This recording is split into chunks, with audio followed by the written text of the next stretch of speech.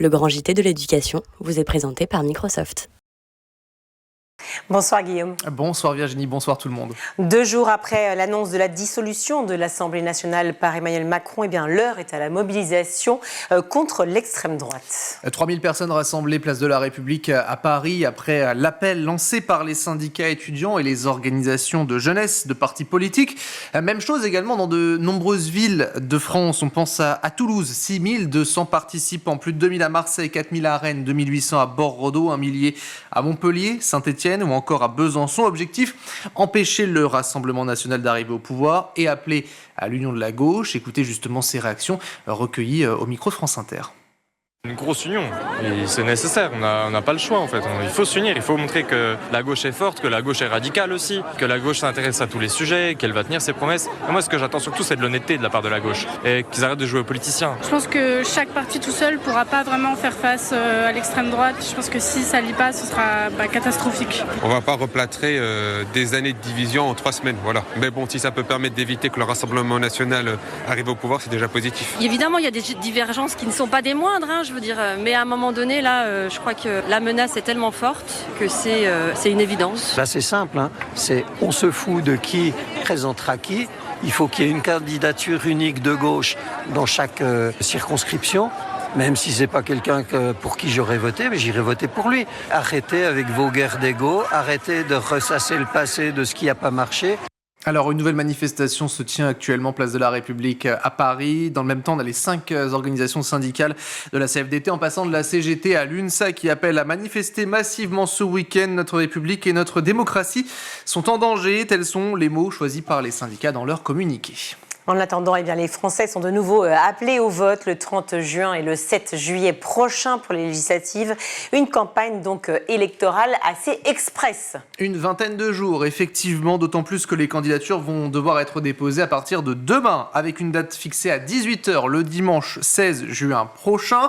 Et un échiquier politique qui ne cesse de bouger. Éric Ciotti, le président des Républicains, s'est dit prêt à un accord avec le Rassemblement national, une décision qui a été saluée par sa présidente Marine Le Pen, tandis que les cadres de son parti, des Républicains, appellent Éric Ciotti à sa démission. L'heure est à la mobilisation. Également du côté du parti présidentiel, Bruno Le Maire tente notamment de séduire les électeurs du Rassemblement national. C'était ce matin au micro d'RMC. Le projet, c'est la sécurité et l'autorité. Priorité numéro 1. J'entends les critiques, j'entends les interrogations. Oui, nos compatriotes ne supportent plus, et ils ont raison, le laisser-aller. Les règles qui sont bafouées, l'impunité pour ceux qui ne respectent pas les règles et parfois les sanctions pour ceux qui les respectent. Mais je souhaite que nous puissions prendre des mesures très fortes, par exemple sur la délinquance des mineurs, qui est devenue aujourd'hui, partout où vous circulez en France, un vrai sujet. Est-ce qu'il ne faut pas changer notre politique pénale ? Voilà la question que je pose. C'est le moment de décider. Je suis favorable à une nouvelle politique pénale pour les mineurs, pour durcir les sanctions et surtout, s'assurer que quand un policier, au risque de sa vie, a arrêté un mineur délinquant, le mineur délinquant est immédiatement, et je dis bien immédiatement, sanctionné. À gauche, cette fois-ci, l'heure est à l'union avec la création d'un nouveau front populaire. Il faut à présent relancer la machine, selon Yannick Jadot, qui était au micro de France Inter. Il y a des rendez-vous dans l'histoire qu'il faut pas rater. Quand effectivement l'extrême droite est à portée de canon de l'Assemblée nationale, qu'elle a été tellement mise en valeur malheureusement par le président de la République, il faut un sursaut, il faut un électrochoc. La première phase, c'est cette union. Cette union, c'est une coalition. Si cet accord, qui est pas finalisé, mais qui rassemble 4 formations politiques, si ça s'arrête là, ce sera une bonne stratégie de défense comme en 2022. Pour que ça gagne, pour que l'extrême droite, potentiellement avec des alliés à droite, ne prenne pas l'Assemblée nationale, ne soit pas majoritaire, il faut que le peuple de gauche se réveille, se lance dans cette campagne. Et puis pour terminer, côté Rassemblement national, dès ce matin, Jordan Bardella faisait déjà un appel du pied aux Républicains. Écoutez, c'était sur RTL. J'ai lancé un appel à toutes les formations politiques et je vous annonce que j'ai eu un certain nombre de discussions avec des gens qui ne sont pas de ma famille politique, avec des cadres des Républicains. Nous sommes jour et nuit depuis dimanche soir, suite à l'annonce du président, en train de travailler pour investir nos candidats. Et moi, le message que je lance aux Français, c'est rester mobilisés parce qu'en fait, l'enjeu de cette élection législative, c'est de choisir une nouvelle majorité et de choisir un nouveau gouvernement pour redresser le pays. Et moi, j'appelle vraiment les Républicains à cesser d'être la béquille politique d'Emmanuel Macron. si vous avez des convictions, si vous aimez votre pays, si vous voulez contribuer au rétablissement de l'ordre et de l'autorité sur notre sol, au service des Français, venez travailler à nos côtés. Moi, je vous tends la main comme je l'ai toujours fait. Et c'est également synonyme de retour de sondage. Les premiers commencent à apparaître avec celui de Toluna Harris Interactive pour RTL M6. C'est Challenge. Le Rassemblement National figure en tête des intentions de vote. 34% contre 22% pour l'Alliance de gauche. 19% pour les candidats soutenus par Renaissance. Dans le détail, le Rassemblement National s'en sortirait donc avec 235 à 265 sièges au Parlement. Renaissance et ses alliés auraient aux alentours de 125 à 155. Et puis pour l'Alliance de gauche, il y aura entre 115 et 145 selon les premières estimations. Côté éducation, il est question de Parcoursup avec l'ouverture de la phase complémentaire sur la plateforme d'orientation. On l'aurait presque oublié, effectivement. Attention, les quelques 645 000 élèves de terminale et 169 000 étudiants qui souhaitent se réorienter ont jusqu'au 10 septembre prochain, 23h59, pour formuler de nouveaux vœux. Seules les formations ayant des places disponibles sont proposées sur cette phase, explique la plateforme. Les dernières propositions d'admission seront envoyés le 12 septembre.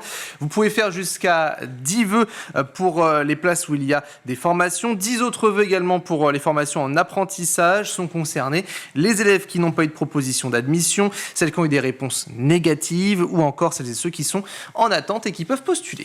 Dans l'actualité également, direction le Nord, près de Lille, où un élu a été mis en examen pour viol et agression sexuelle sur mineur. La victime aurait 16 ans. Il est soupçonné de l'avoir violée et agressée sexuellement. Il est placé en détention provisoire. Selon le procureur de la République, les faits dénoncés remontent au début de l'année et jusqu'en mars dernier. Le mis en cause aurait 38 ans. Il est le deuxième adjoint à l'actuel maire de la commune. Il est élu depuis une dizaine d'années.